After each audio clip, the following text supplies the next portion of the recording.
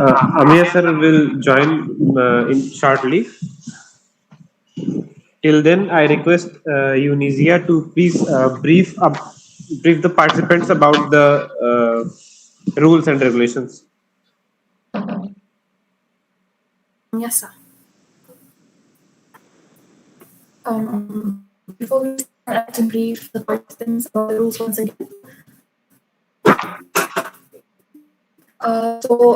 There are 4 teams in total in the finals, and the speaker of each team will be given 5 minutes to speak. After the speaker of team 1 has spoken, the strikers of team 2 and team 3 will ask 2 questions each. And this will go on in the loop. That means after that, the speaker of team 2 will speak, and the strikers of team 3 and team 4 will ask questions, and then speaker of team 3, and then finally speaker of team 4. So I hope that's clear with everyone.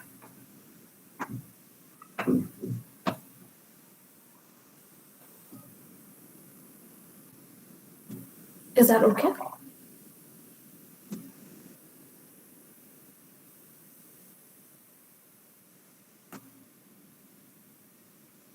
If the participants still have any doubt, you can ask your questions before starting of the event, so that in between we don't have any interruptions. Anyone from the participants, so if you have any doubt, you can clear it now itself. Hello everyone. Hello sir. Actually, the sound was not clear. There was an interruption of sound. So can I listen it to again? Okay. Sure. Like I said, there are 4 teams in total in the finals, and we'll first begin with team 1. So the speaker of team 1 will get 5 minutes to speak, after which the strikers of team 2 and team 3 will ask 2 questions each. After they've asked their questions, the defender of team 1, I forgot to mention this, but the defender of team 1 will have to answer those questions. And then this will go on. Next, the speaker of team 2 will speak, and then the strikers of team 3 and team 4 will ask the questions, to which the defender of team 2 will have to answer. And then team 3, the strikers of team 4 and team 1 will ask. And then finally, team 4, the strikers of team 1 and team 2 will ask the questions. Is that clear? Yeah, it's very much clear. Thank you for the repetition. Oh, that's okay.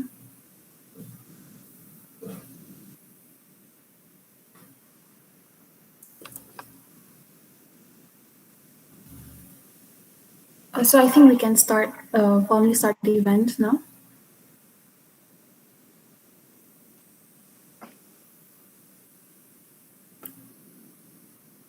Good evening, and my heartiest welcome to all the respected judges, the participants, and my fellow peers who decided to grace the event their presence. My name is Unizia. I am the event coordinator of Varta, and also I'll be your host for today evening. Before we begin, I would like to speak a little on what this event is all about. Varta is a debate competition that engages in a formal discussion in a given topic related to earth science. It aims at challenging the knowledge, the critical thinking, the awareness, the presence of mind, and the verbal skills of the participants. It is generally agreed upon that debate is a valuable activity for the students of all skill sets, and the confidence that the participants of debates have to speak in front of people is useful in so many areas in their lives, be it in interviews, in school quotations, or in discussions in college seminars. But more importantly, the preparation for the debate competition teaches critical thinking and research skills to participants. At this time, I would like to introduce our judges. We have Dr. Deep Kumar Singha, Assistant Professor at Geophysics BHU, and Mia Kumar, Assistant Professor at the Department of Geology BHU. I would also like to introduce the participants, since the participants will not be knowing which team they are in. So I'll formally introduce them now. In Team 1, we have Ekta Bharti as the speaker, Rajesh Kumar as the striker, and Amit Saw as the defender. In Team 2, we have Deependra Yadav as the speaker, Chandra Prakash Suthar as the striker, and Vidyut Jyoti Das as the defender. In Team 3, we have Suraj Kumar Pandey as the speaker, Manish Singh as the striker, Shailendra Yadav as the defender. In Team 4, we have Shubham Kumar Rai as the speaker, Satyam Pandey as the striker, and Aditya Kumar Pandey as the defender. So in total, we have four teams. Team one and team three will be speaking for the motion, while team two and four will speak against the motion.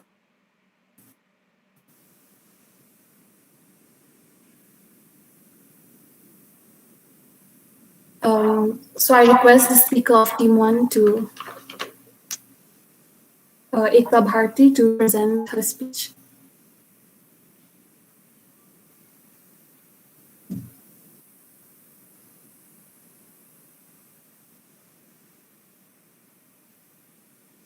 Hello, Ekta, are you there? Yes, Yeah, please start.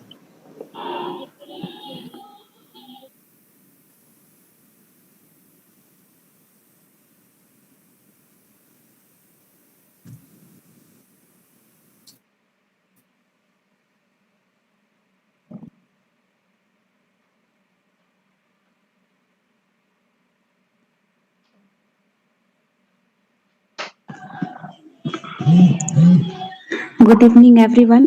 Myself Ekta Bharti and as asked for it will be putting here my view in favor of the motion present is the key to the past. In the 18th century, the Scottish physician and geologist James Ekta, Hutton sorry for please your video.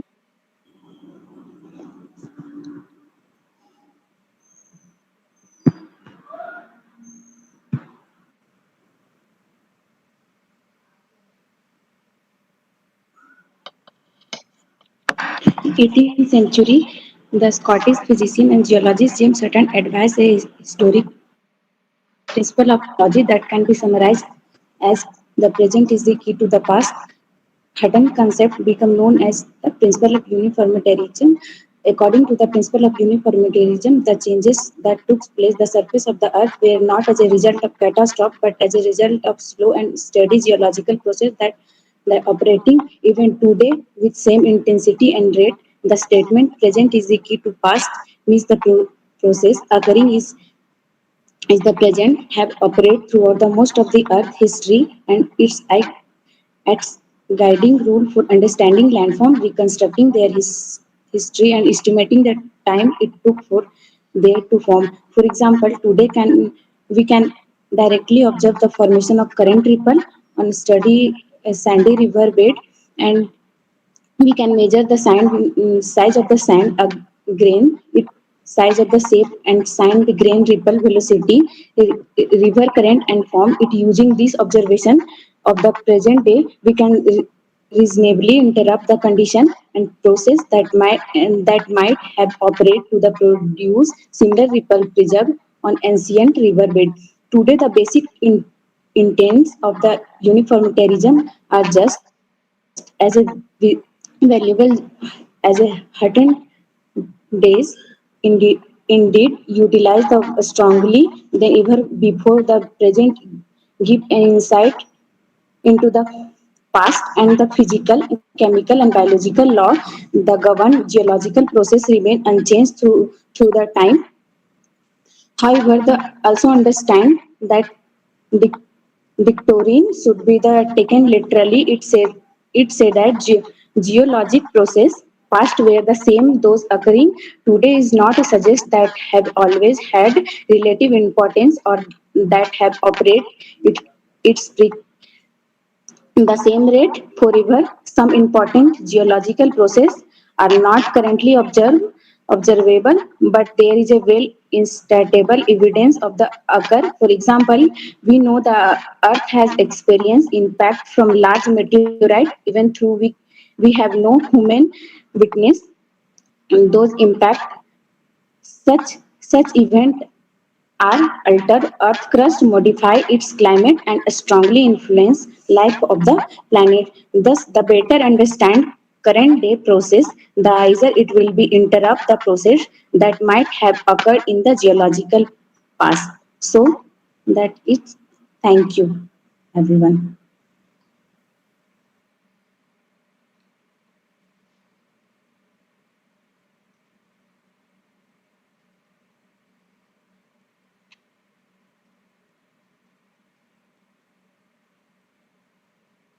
Yeah, if anybody has any questions, then I am happy to answer that.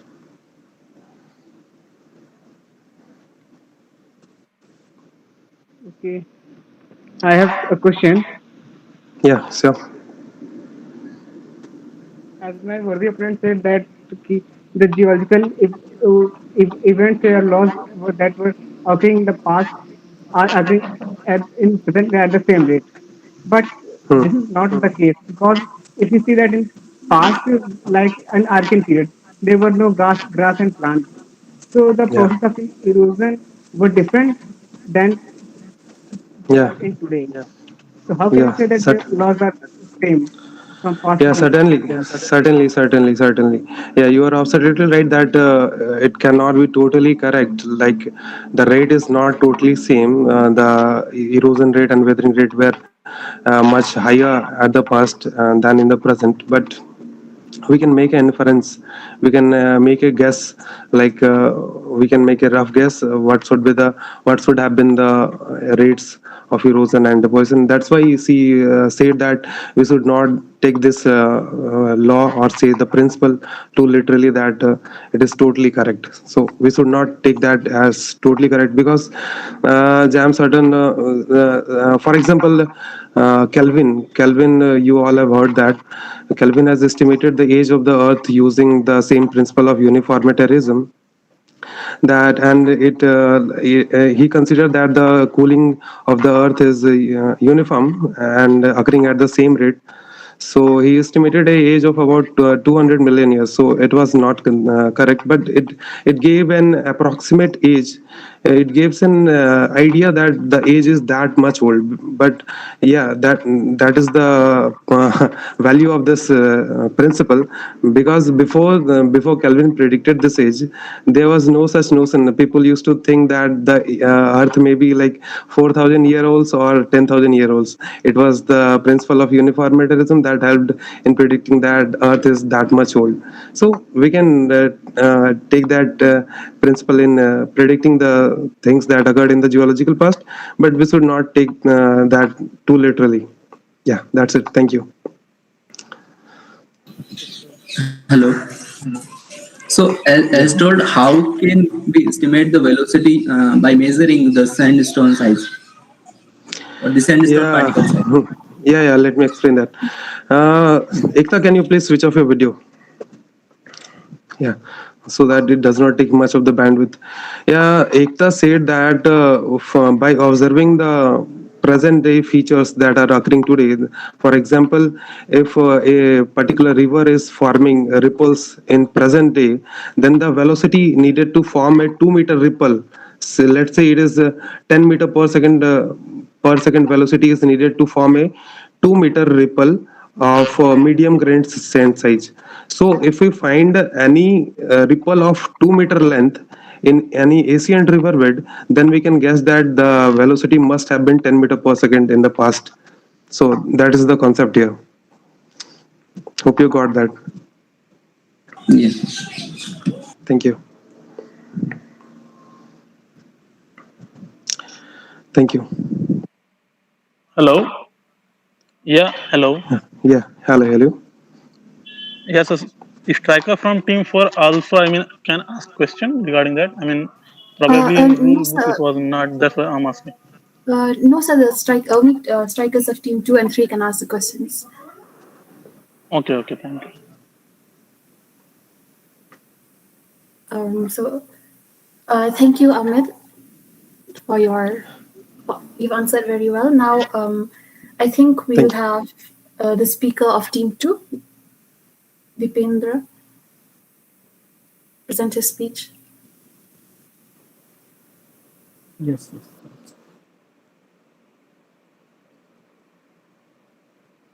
I am audible? Yes, you are. Okay. Good evening, everyone. Myself, Dipendra Yadav. In today's session, I am going to express my view on present is the key to the past.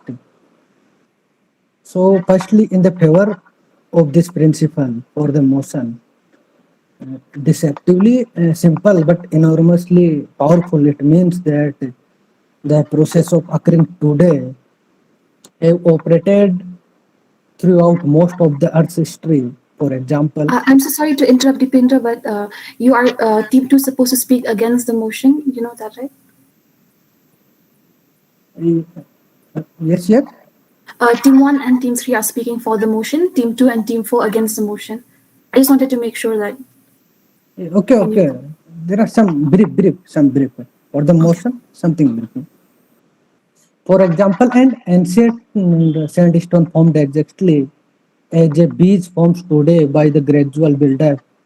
Over many years of water transported sands, the principle is one of the guiding rules for understanding rocks and landforms, reconstructing their histories, and estimating the time it took for them to form.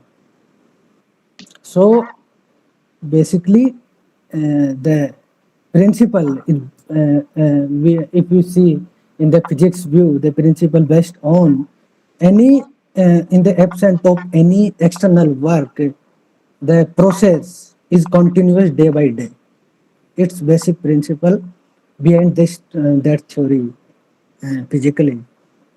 So against the motion, uniformitarianism also cannot account for the feedbacks associated with system behavior.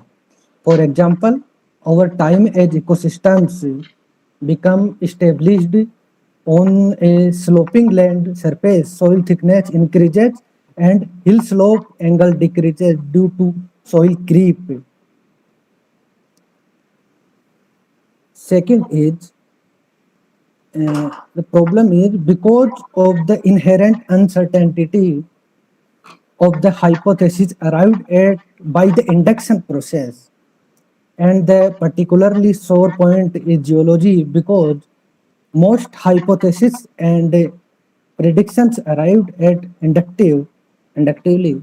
In this science concern past events and cannot be directly or easily tested.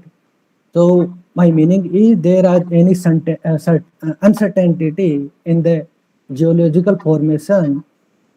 The principle of uniformitarianism fell secondly. And another common complaint is autoplantologic observation. If you know, ectoplantologic observation, yes, yes, sorry, is that they often contradict or fail to explain plantological data. But paradoxically, an actualistic approach can be especially productive when the predictions formulated on its basis are incongruent with the fossil record. This is because the failure of actualistic predictions can indicate important difference between the present and the past. My means the difference between actual data, any present data and the past data. For example, the taphonomic study on the linguid brachipod Glottidia palmeri in 1996 offers quantitative estimates of the rate of cell destruction in linguid brachipods and consequently provide prediction on potential levels of time averaging susceptibility to post-mortem transport and expected modes of preservation in fossil linguids. The fact that these actualistic predictions agree with the Cenozoic and Mesozoic fossil record but fail to explain the Paleozoic fossil record suggests that rate of destruction did change. There is any change in the rate of destruction our law is totally failed. Thus, it was the failure of the uniformitization predictions that was most valuable by indicating the Dipendra, your 5 minutes possibility was over. I request you to wrap that it up the in 10 telephonic seconds. just 1 second. This prediction has been confirmed subsequently by telephonic survey of paleontological literature in 1996. So actualistic research is that not only in the key to the past but also a cognitive stimulant that can suggest new hypotheses to test the upper insights that cannot be possibly derived from the fossil record alone. So my question is simple. There is uncertainty and any time boundation. There are It's closing okay, 6 minutes. okay. Let's wrap it. So it's You can use 10 Apple seconds my and side. Okay, 10 seconds. Thank you, Dipendra. okay. Thank you. Okay, I would like to take questions if you have some.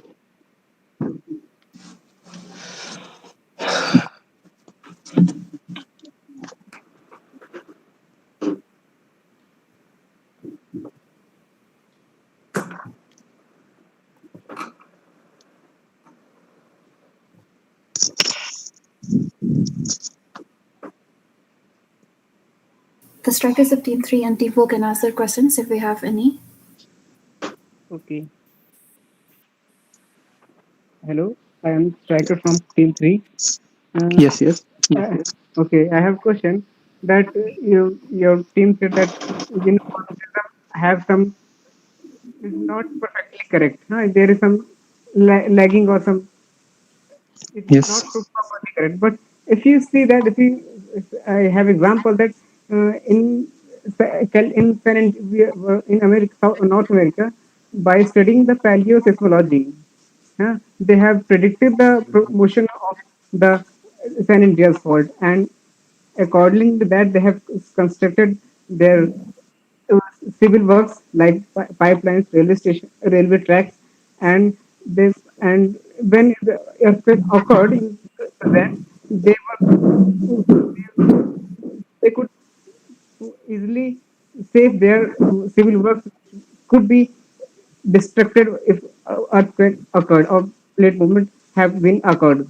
So how can you say that the uniformism or the nature law is not occurring at the same rate at that is occurring at the past? Uh, I'm sorry, but can you ask again, please? I miss your some of your words. Okay. My question is that ki, your team said that uniformism does not happens very accurately. Huh? There is Yes, some, yes. Mm. but if we see an example of uh, North America, where say paleoseismologists studied earthquake, Yes. huh? And they predicted the kind of motion can could be happen future, and the intensity that can happen in future. Accordingly, they developed their civil works. So how so it is an example that the by studying the past we can predict future, or the things can happen in the same way as happened in the past. Yeah, paleomagnetic data is always Well, sometimes in contradict. let, It He's contradicts talking your. about I am saying the paleo he's earthquake. talking about Uh, paleoseismological, not paleomagnetic. Okay. Uh, some datas are not. You cannot properly exactly mention that there is some of few may exception there is, but you cannot. We cannot exactly define uniformitism. In here art there is if you see basically in our globe that everywhere the geology is different. Sometimes we generalize the theorem, but this theorem might have some exception. Just like we can say that science. There is always some few exception. You cannot predict by one theory to explain everything.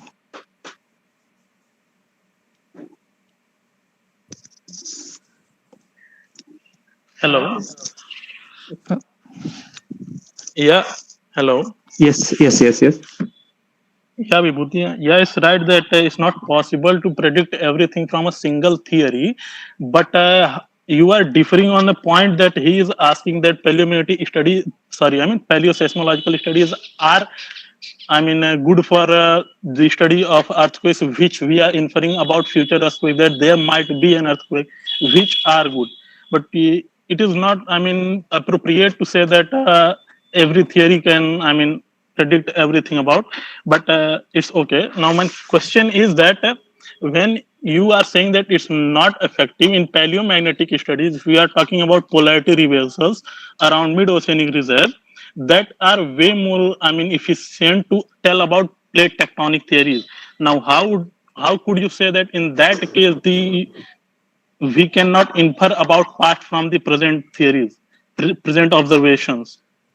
And actually, if you see mid-oceanic ridge now, it's I'm not saying that mid-oceanic ridge or plate tectonic is a reverse of that thing, but that the respected guy is particularly I think in a particular area. There might because since I'm an Indian guy, I don't know about California geology or somewhere. Though how can I exactly will point out here, point out at that particular geology what is happening? But from your question, your point of view, it's a very interesting question you asked me. But what I know about uniformitism, that it can be explained, but maybe some of there is flaws, but everything I cannot properly. Yeah, I but don't know properly.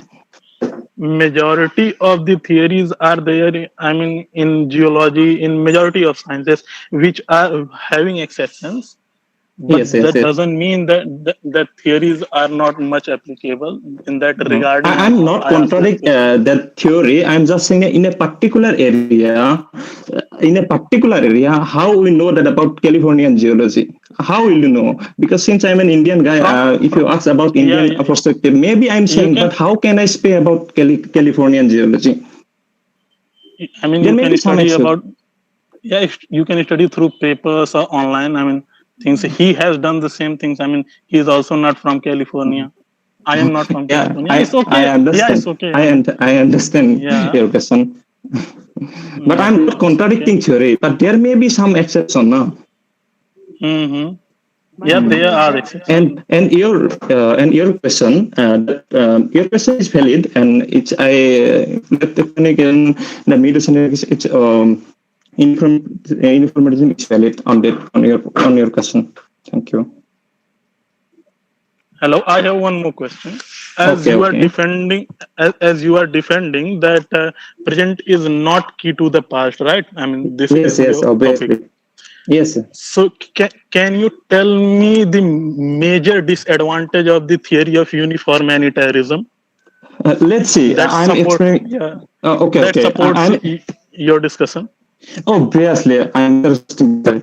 See, in our present area, we see that global rise of temperature every day. Okay, but if you see properly, that environmental change or global temperature is not a particular, that is not happening today. It's happening from ancient past. Okay, and if you see some Can of you the things. can, can you quantify that thing? I mean, ancient past of how ancient? I'm sorry to say that I don't exactly know the appropriate area in which temperature change. Just like few example, I'm giving you another example. We all are know that dinosaur was once upon a time dominated, but eventually some meteoroid strike and it eventually destroyed. Just like the same case, if we study, there may be some reason so that all human may extinct. You cannot say that we are always stay in our art and we always be dominated. It cannot be now. So we need some past knowledge. We need history. We need some background information so that we can predict our future. Just like earthquake, if there is some great earthquake happening in ancient time, then we can predict that there might be little suns, the suns of occurring earthquakes. Just like you know that the seismological zone 5 in our northeastern area. So if we don't know about the geology about the northeastern area, about their plate tectonic, there may be some fatal kind of earthquake. Then it may be ignorant. Nah? That's why we need past information. And if you can explain uniformitism through something like there is some dike intrusion in granite, it can be explained. But we have to know about earthquake or climate change about that from the knowledge of past. I think I Okay, answer okay, your okay. question. Yeah, yeah. I have one more doubt. I mean, one more question. Okay, okay. Like you are saying, you can say that uniform theory, principle of uniformitarianism is good if you have some historic data. Let's say I have some kind of historic data that I can provide you. ठीक? Okay. Then Okay, how okay. could you, how could you infer from that about geological evolution using that historical data? Your question is that if you give me some data and from that I can infer the geological data.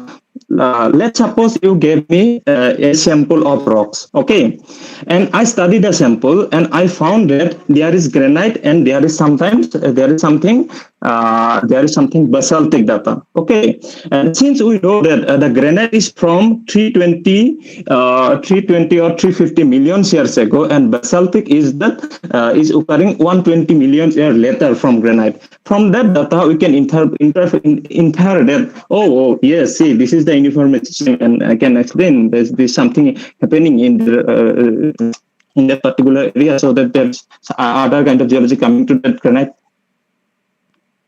Hope It's okay. my answer It's okay. might not be so correct, but I hope you understand my points.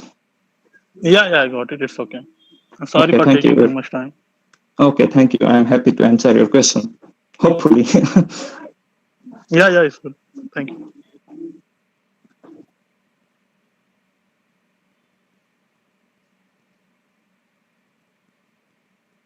Thank you for those questions.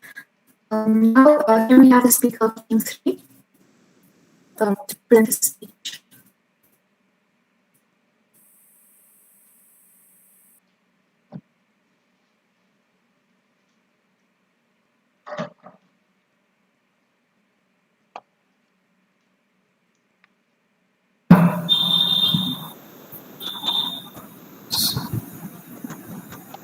Suraj Kumar Pandey, on your mic. You are mute. Sorry, sir. Sorry for that. So, good evening, judges and my learned friends. The topic which I am going to speak on is present is the key to the past in motion of it. Now, when the present is the key to the past is the principle of uniformitarianism proposed by James Houghton, who was the father of modern geology, and he has been this has been basically related with studies of the geological events which are presently operating and correlating them with the present rock successions, strata, or sedimentary remains to figure out the paleo climate, paleo environmental conditions. Now, one example of it we can take is of evaporite mineral deposits. These evaporite mineral deposits, which are minerals which are formed by the precipitation in the sea from the seawater, minerals which they basically consist of like halite, gypsum, sylvite, which are deposited from seawater on evaporation. So if today we see, even today we find evaporite deposition happening. So if you find any sedimentary strata where we find this type of succession happening, we can figure out the paleo environment conditions of that time. Second one is paleo temperature analysis, which is basically the isotopic study of ocean water, where we take on the consideration like index forces like foraminifera, which is found in the ocean shelf. Now, if the test of this foraminifera, I mean test is a shell where the foraminifera live, the organisms live. And if you take the isotopic concentration of O18, O16 of this sample and carry out the study of the environment present in isotopic concentration, then you can find out the paleo environment conditions and you can compare and figure out the condition that existed in the past. Another way is ripple marks. These are basically sedimentary structures which are formed by the influence of streams or sea waves. These are present in fluvial, alluvial, or eoline environments. And if we have any sedimentary structures, sandstone or anything which have a similar succession of the ripple marks, suppose if it is unidirectional, and if it is unidirectional, then we have a cross-bedding structure, which we can say that there was existence of a river. Or if it is bidirectional, then bidirectional cross-bedding, then we can talk of that there existed ocean, sea, water at that region. So these are some basic or we can say methods to relate to the past. basing on the present operating environmental conditions. One example we can also give is of paleoclimates.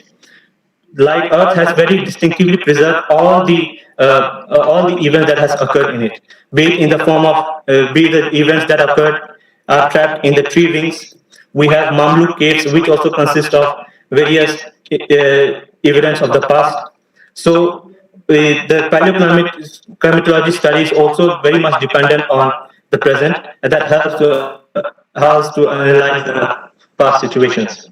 Now, even if we look at the geological history, the Phanerozoic era, Phanerozoic phase, Phanerozoic period, where we find the Carboniferous and Permian age and the late Cretaceous were ice period ages, and all the remaining Devonian, Silurian, and remaining all Mesozoic, Jurassic were greenhouse periods, which had higher temperatures. So the fossil remains which we get from that period, we can interpret about the environment conditions that existed at that time.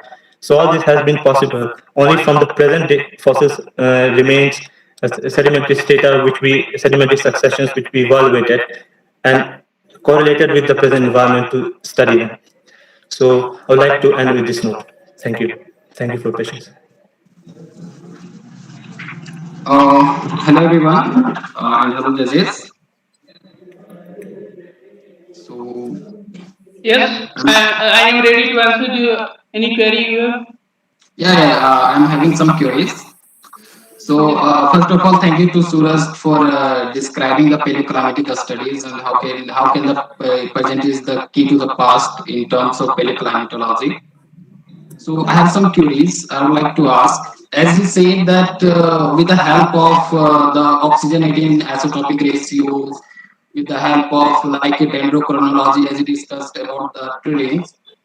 So he said that we can, like determine the ages. But I would like to raise a question. Like if we talked about oxygen isotopic ratio, if I personally talk about Bay of Bengal, then like in Bay of Bengal, he talked about foraminifera, that the oxygen acid 18 isotopic ratio foraminifera.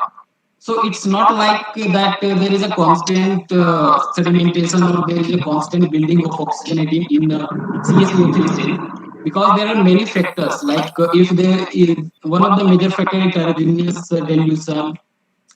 Second major factor is how intensified is the Indian summer monsoon. Third is what are the intensification of dust fluxes from Chinese Gulf. So these are the like some factors that influence the oxygen 18 isotopic ratio of the foraminiferous cells. So if suppose there are some other climatic conditions, suppose in glacial period the oxygen 18 of oxygen 18 of ocean or Bay of Bengal will be very high. So it all depends upon many factors. So I am raising a question that how will you identify the age if there is not a constant sedimentation, if there is not a constant like building of oxygen 18. So how will you, because there is like a combined effect of heterogeneous dilution, intensified southwest monsoon, है. So how can you just like measure the age, because there will be an overlapping of the things, na? So this is my question. First question. I would like to raise the second question, which I think that I will be raising the question after you answer. Okay. First of all, I'm saying that the foraminifera we on which we study are from the sedimentary succession which are present today, and the land surfaces are then deposited in the past. And based on that, we sedimentary strata will determine their ages. But then, and here, on the basis of oxygen isotope, we only infer about the temperature, value temperature, not about the age. Age is determined from the sedimentary succession. So, and the concentration of the oxygen 18 in the sea water is influenced by the various factors, as you have mentioned. Then they affect the concentration, their presence in the ocean water. That will give a approximate with minor error in their temperature, but we from this O18 data and we infer about the approx temperature of that environment in which the fossil that is found in this solution is having that such a temperature. Okay, so you said that you are not talking about age, you are talking about paleoclimate. Okay, so you are just inferring the climatic condition that happened in the past. Past. So again, I would And like to ask a question. the age of the that fossil is determined from the sedimentary condition in which Yeah, it is yeah, found. yeah. I've got your question. So you are saying like that you are not talking about age, you are just talking about the paleo temperature. So you can just infer the temperature condition, you can just infer the climatic condition that has happened in the past with the help of Yeah. foraminifera and the oxygen 18 isotopic ratios. So Mhm. again, I would like to raise a question that how will you determine that it has happened just because of warming temperature or the colder temperature? Because see, oxygen 18 in CaCO3 cell can also increase just because of colder climate. If there is a Henrich event, if there is a Oscar event, then like the oxygen 18 is going to increase. But Yeah. there are some conditions like if there is a very less heterogeneous dilution and it is a characterization of Indian intensified Indian summer monsoon, which is again a characterization of warmer temperature. So as I can say that oxygen 18 is being increased in both the colder climate and the warmer climate. So again, how will you identify the temperature or how will you identify the climatic condition? In this case, the oxygen isotope saturation, if the monsoon is intensified, then the more vapor will form, more vaporization will take place, and due to vaporization, there will be fluctuation of O18 and 16 isotopes. Uh, And I would like to correct. So vaporization is something different.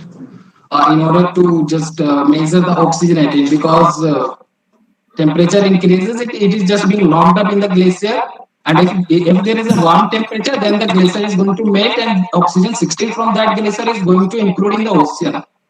And yeah, this is the why the oxygen 18 is being decreased in the ocean in warmer temperature. yeah, But my yeah, question was something else. That I told you now that the Earth is like a catastrophe.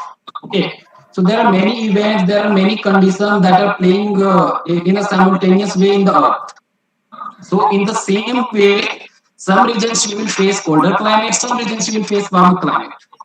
And in the both way you can find if you correlate the data of Bay of Bengal and to the Pacific Ocean, you will find that in the same age, it, although they are differing with the climates, although they are differing with like temperature, in Bay of Bengal you will find the warmer climate, in the Pacific Ocean you will find the colder climate. But you will find that there is a graph of increasing O18. So my question was like, how can you identify that this was the warmer climate and this was the colder climate? Because as you here I told want to that with mention, here I want to mention that once the Caribbean's influence and other factors affect the O18, but the ocean circulation is there. That that covers all these effects and minimize such interfere in the O18 concentration. okay, And so you are talking about ocean Maybe circulation. you made So I would like to say that there are some like Southern Ocean, if you talk about North Atlantic deep water and South Ocean deep water. So these two are the let's important say deep water this starting circulation with that like playing important role in Bay of Bengal. Hello, Suraj, please mute your mic. hello. Yes, Am I audible? Yeah. yes. Okay, so as you told about the water circulation, okay, so I'm saying that if I take a context of, sorry, Put on your video. On your video, Dalanda. Yes, yes. okay, so so I was saying that as you said about the circulation system, okay, ocean circulation system or the conveyor belt. I would like Yeah. to raise a question again that if in context of Bay of Bengal, there are only to measure deep circulation, that is North Atlantic deep water and Southern Ocean deep water. Okay. So these play important role in like increasing grain size or increasing CSO3 content. As a consequence, it will increase the weighting isotopic ratio.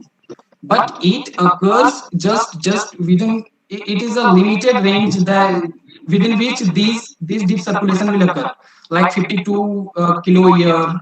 Okay, and there was I guess 70 kilo a year. So these are like particular era where this deep circulation occurred.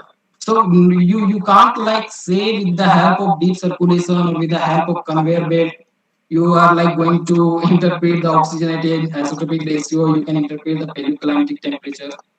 You can't do that. Monsoonal cycles in the geological history, they are the phenomena which sometimes get intensified, sometimes it gets faded out. Yeah, it is. And the overall the concentration of the CO2 is not much affected by the addition of So today I'm going to tell that Indian summer monsoon was not like from the Cretaceous period or Jurassic period. So it is a recent thing that has happened in India. Mhm. Okay. Yeah, you are audible. Please repeat your question. What you were saying about? So I was saying that as you told that with the help of oxygenating isotopic acid, as Suraj said, he explained very well the paleoclimatology. So as he said that with the help of oxygen isotopic ratio, you are going to like infer the paleo temperature, or the you can infer the like temperature conditions. Was the environment warmer or colder? So I was saying in the context of my opinion that there are many events like Henrik event, Oscar event, or there are many like some conditions that help in colder climate. Whether the curve for oxygen isotopic ratio is increasing or not, these things are happening. So I was saying, how can you determine, how can you infer directly the temperature or the climatic condition just looking at the graph of oxygenating isotopic ratio? So this was my question. Okay. The oxygen O18 concentration in the present and present condition we determine from a standard sample. Yeah, okay. Shailendra, can you turn your camera? Your angle is little bit different to us. Yeah, now it's fine. Okay. We determine a standard at present, which we know that at present time the temperature is this and the temperature is known and the oxygen 18 concentration is also known. And based on this present ratio, and we compare the ratio of the past data based on the fossil records.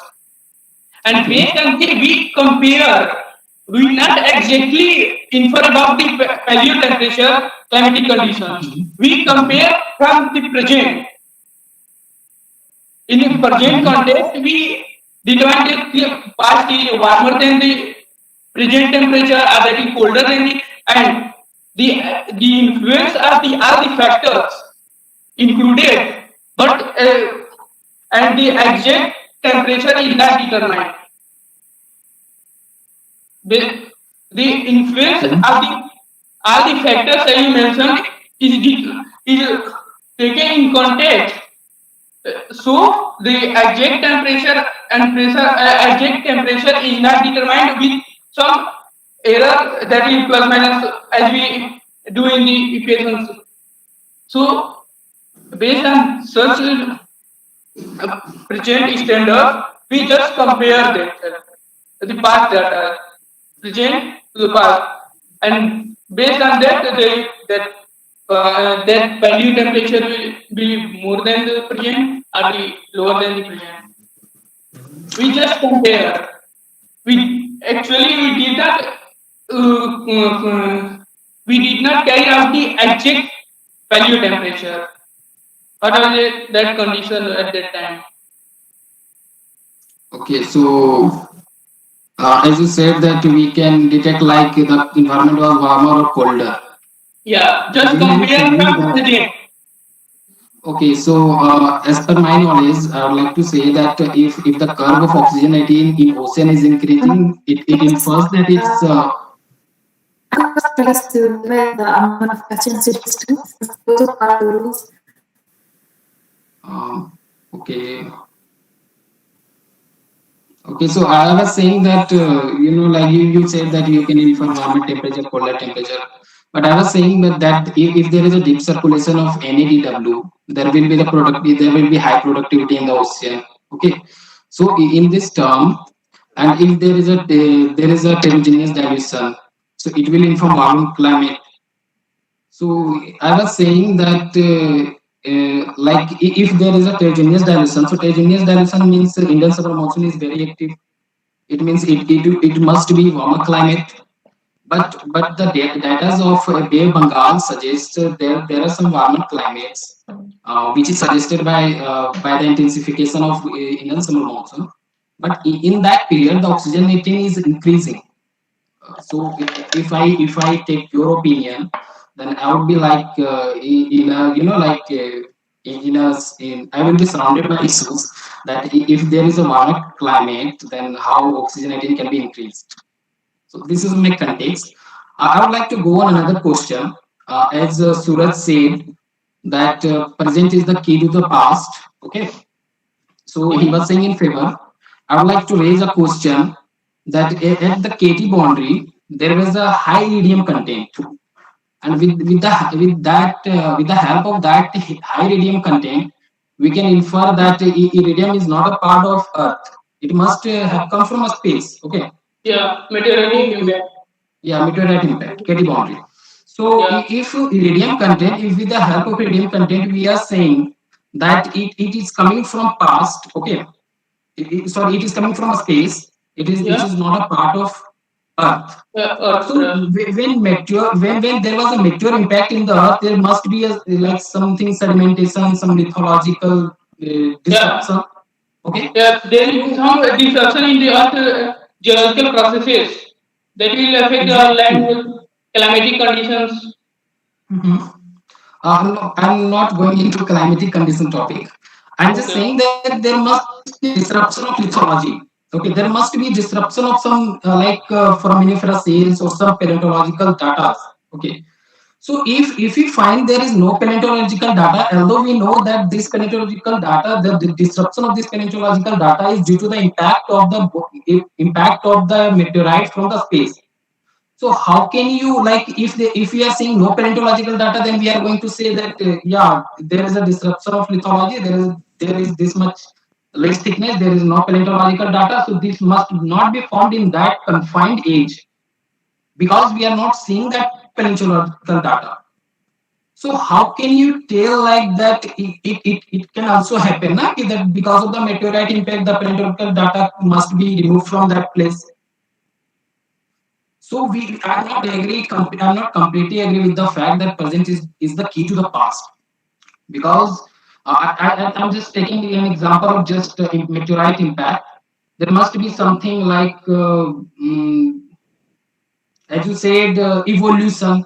If I talk about evolution, then like if there is an organism who is evolving, so their evolutionary trend is showing a confined age. Their evolutionary trend is signifying an age that at particular this age the environment condition was this, and due to this environment condition they developed some parts of their body. So if you are seeing that body part, we are seeing that yeah, just because we are seeing this part, this body part, the environmental condition must be this. So the age is this. But what if the because Earth is a catastrophe, the environmental condition or the ecological condition are not same throughout the Earth. So again, I'm asking a question that how can you identify or how can you say that present is the key to the past? Because the ecological condition are not same throughout the Earth.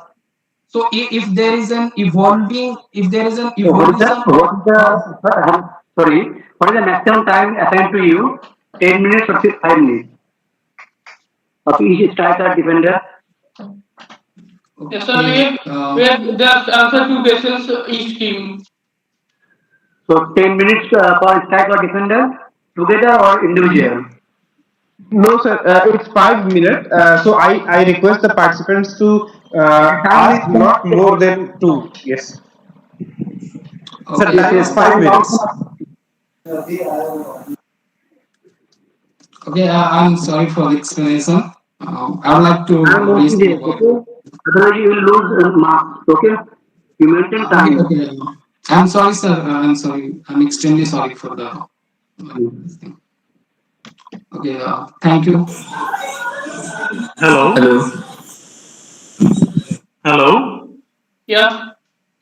Yes, Helen. Yeah, I have a question. As Suraj said that we infer about past from the present observation, but since we are inferring about the millions of years based on observations on the decades or hundreds of years long, okay, then how relevant it could be to say that present is the key to the past? Isn't it exaggeration of observations? I mean, when my observational data set is very confined, then my prediction about, I mean, way more than what I have observed, isn't it exaggeration of the data set?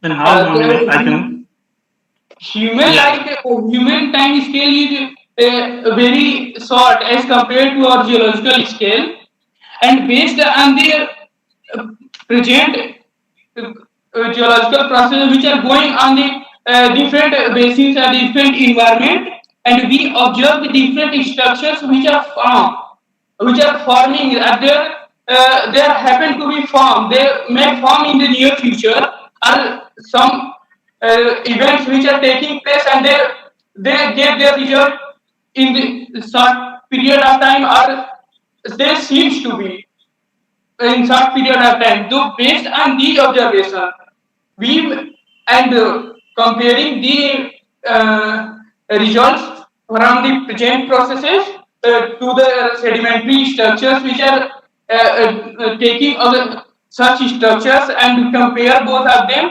then we infer that the such environment may exist at that time. We completely not saying that the thus and exactly the same process is happening in the past and such structures have found. But we some assumptions are there, and based on that assumptions, we try to correlate to throughout the maximum parts of the geological history to the present context. Okay. In the same context, I have one more question about like modern environments do not provide an adequate range of like analogous data for phanerozoic. Okay. So in that case, is it reasonable to interpret a succession as a product of combination of processes in a setting not seen today? Yeah, please repeat once more your question once again. Yeah. My question is that as modern environments do not provide an adequate range of analogous data for phanerozoic. In that case, is it reasonable to interpret a succession as the product of combination of processes in a setting not seen today? Yeah, it is not much reasonable to interpret such results from the processes which are not running. But at the past condition, there may be some conditions which are not observed today, but they have gave their result. So, if the present scenario is not occurring and in that context, then we cannot completely deny that had. So every physical, every science theories, some exceptions are there. So from that we may say that if the processes are